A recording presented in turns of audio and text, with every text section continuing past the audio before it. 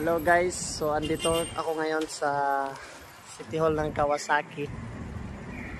And pupunta sana ako sa City Hall, magtatanong ako about sa Kyufuken. Hello po, Tinay.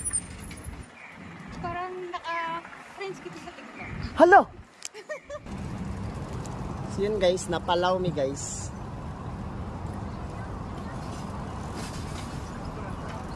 Diretso namin ni Charles.